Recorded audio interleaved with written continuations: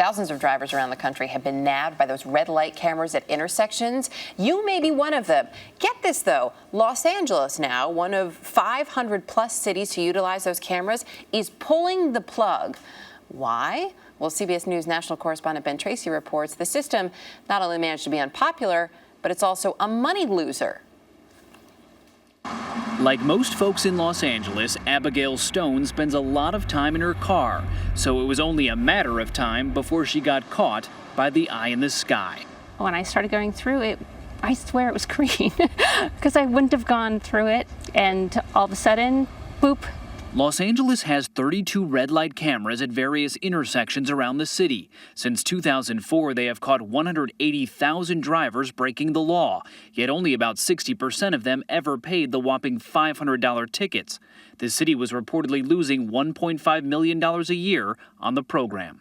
We need to be honest and transparent with this. This program did not work as was anticipated. So on Wednesday, the Los Angeles City Council unanimously voted to turn off the red light cameras.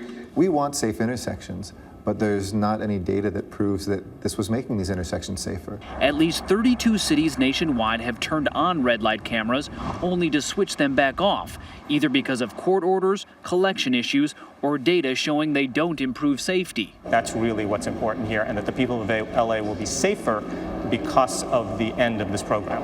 Adding to the outrage among LA drivers is this week's revelation that paying the camera fines has always essentially been voluntary, because the city couldn't figure out if they were legally enforceable. Abigail Stone wants her money back. Why did I pay this ticket? Why was I being such a good citizen about the whole thing? Why didn't I just ignore it? Who do I have to call to get a refund on this? The Los Angeles camera program officially ends on Sunday. Ben Tracy, CBS News, Los Angeles.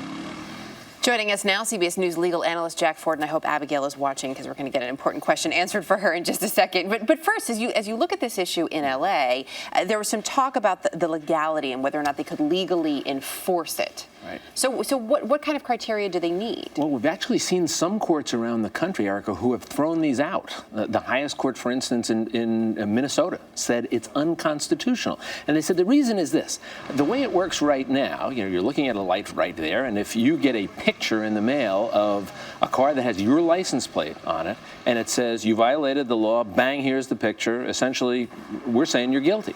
And some courts have said that's not the way our system works. Our system is such that you're innocent until proven guilty. Mm-hmm. And how are they going to prove that I was the driver just because the license plate is registered to me? Right. So you've seen some courts who said that it just doesn't work unless you can prove who the driver is. Now, some states have cameras that'll take a shot of the driver.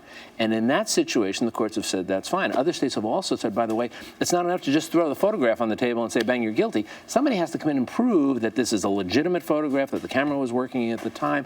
So there have been a number of issues raised about the legalities, the constitutionalities, and some have said, we're not happy with this, we're not going to let it stand. And so the reason it's different, as you started to point out, though, in different cities, different municipalities, is because each one has its own set of laws, and each judge could interpret this differently. Right, and some courts have actually said, no, we're okay with this. But you've seen some places, and it's one of the things that Los Angeles is talking about here, some places have said, let's put the constitutionality aside for a moment, and let's look at the efficiency, the efficacy of this whole thing. And one of the arguments has always been that this is going to be a deterrent to keep people from flying through red lights. Because you don't want to see that flash go off as you go through.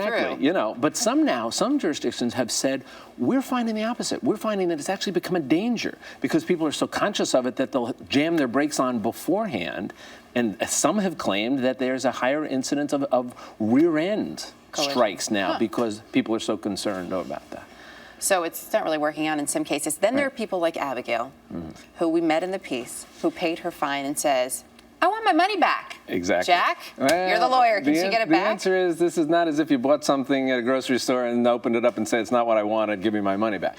Once you pay your fine, you essentially admit your liability. Right. You give up your right to contest it. You have the right to go in and challenge it if you want to, but once you say, okay, you know what, here's my check, I'm checking off the guilty part of it. And you actually have to sign that ticket. Yeah, leave me alone. I can't afford to take the day off to come in and contest this, whatever your reason is for it, or maybe you were the driver.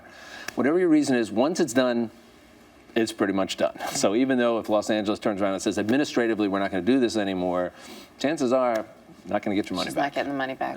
No. but a good try. There you go. It's worth a shot. Jack, thanks. All right, Eric.